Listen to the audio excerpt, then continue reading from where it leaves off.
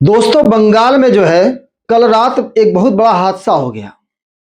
जो बंगाल भाजपा के बहुत बड़े नेता हैं शुवेंदु अधिकारी, उनके पीए की हत्या कर दिया गया।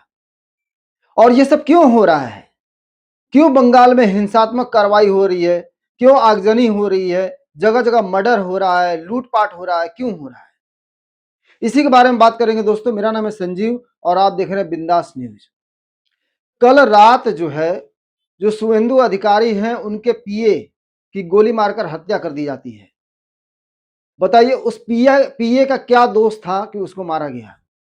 शुवेंदु अधिकारी नेता हैं, उन्होंने चुनाव लड़ा, वो चुनाव जीते, भवानीपुर से चुनाव जीते, ममता बनर्जी को हराकर चुनाव जीते। तो उसमें उस बेचारे पीए का क्या दोष था?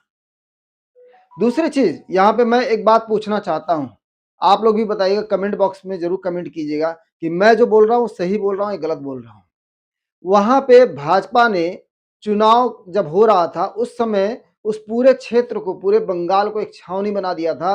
2.5 लाख जो है वहां पे सीआरपीएफ के जवान मौजूद थे, बंगाल के पुलिस पूरी मौजूद थी, चुनाव आयोग के तमाम तरह के अधिकारी वहां मौजूद थे।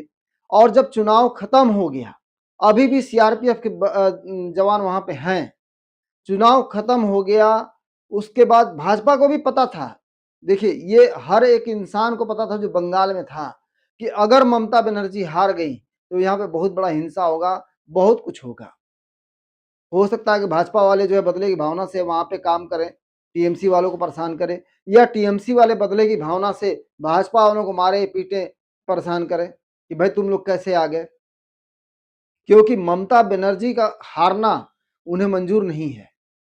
वो देखिए ना आप, ये यहाँ भी आप देख सकते हैं कि वो मुख्यमंत्री पद से इस्तीफा देने को तैयार नहीं है।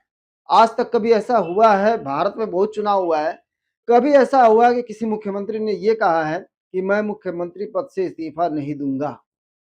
लेकिन ममता भैया जरा आप सेट कर बैठ जाइए, पत्रकार बंधु जरा सेट कर बैठ जाओ भैया।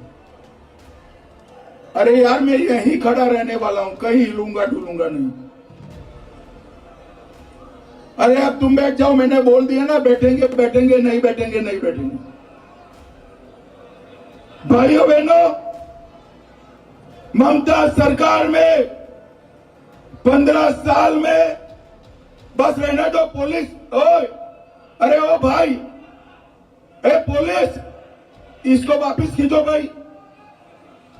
अरे तुम ओ बंगला पुलिस वापिस आओ।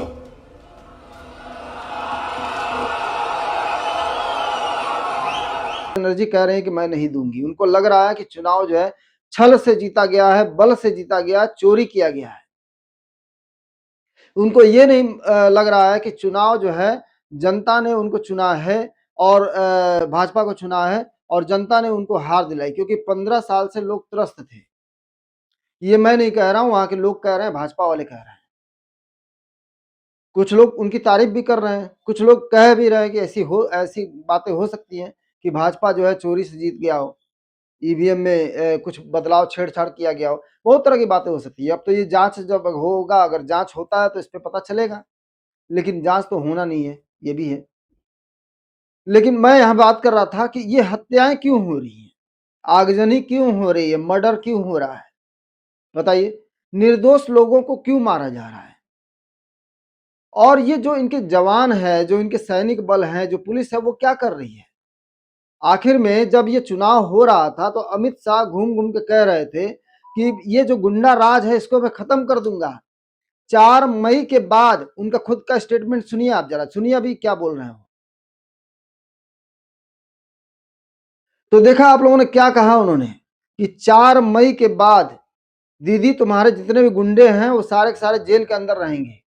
सबको समझा देना कि 4 मई के बाद कोई नहीं नजर ना आए। तो अब कहाँ गए वो लोग, कहाँ वो गुंडे, क्यों नहीं जेल में जा रहे हैं? अगर भाजपा को पता है कि ये गुंडा बदमाश की पार्टी है टीएमसी, तो उन लोगों को जेल में क्यों नहीं डाला जा रहा है? इतना तोड़ फोड़, इतना आगजनी और आए दिन हत्या, अभी 48 घंटा भी नहीं बीता है। ये बात मैं भी कह रहा था कि अगर टीएमसी हार गई तो बहुत बड़ा बवाल होगा वहां पे। और भाजपा को इतना बात नहीं पता था कि जहां पे 15 साल से कोई राज कर रहा है वो अगर हट गया तो क्या होगा वहां पे, ये भाजपा को अंदाजा नहीं था।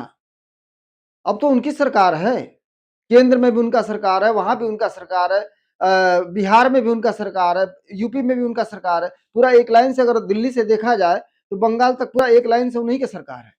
तो भेजो ना भैया, लगाओ ना वहां पे फोर्स, एक एक को पकड़ के जेल में डालो, दिखाओ कि अब गुंडागर्दी खत्म हो गया है। लेनिन की मूर्तियां तोड़ी जा रही हैं, जगह जगह है जो है भगवा फहराया जा रहा है, मुस्लिमों को परेशान किया जा रहा है। तो क्यों भाई, आप लोग तो मुस्लिम विरोधी हैं नहीं, आप लोग तो मुस्लिमों को सपोर्ट करते हैं। आप खुद जो है आपके भाजपा के जो है प्रवक्ता जो हैं वो भी मुसलमान हैं।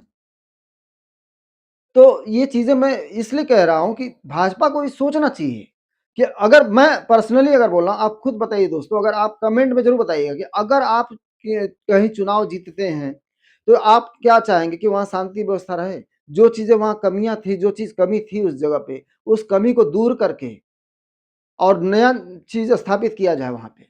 तो जो आपने वादा किया था कि हम गुंडागर्दी हटा देंगे, गुंडों को जेल में डाल देंगे और एक-एक चीज को, तो वो पहले दिन से नजर आना चाहिए। अभी 48 घंटा भी नहीं बीता, चारों तरफ आगजनी, कहीं तोड़-फोड़ हो रहा है, कहीं कुर्सियां तोड़ी जा रही, किसी का मर्डर हो रहा है, कभी टीएमसी कार्यालय में कुछ हो रहा है। अरे भाई, टीएमसी कार्यालय में मत कुछ कीजिए, टीएमसी के लोगों को जेल में डालिए, उनका जुर्म साबित कीजिए कि उन्होंने ये जुर्म किया है, ये गुंडई कर रहा था, ये बलात्कारी है, तो ये जो है मर्डर किया हुआ है, ये लूटपाट किया हुआ है, ये भ्रष्टाचार वाला है। ऐसे कानून लगा के उनको भेजिए जेल में। अब तो ईडी सीबीआई अब तो तुरंत आप भेज सकते हैं। तो वो सब क्यों नहीं हो रहा है बताइए। एक निर्दोष व्यक्ति की जान चली गई, उस बेचारे का क्या कसूर था, वो तो एक पीए था, तनख्वाह पाता होगा।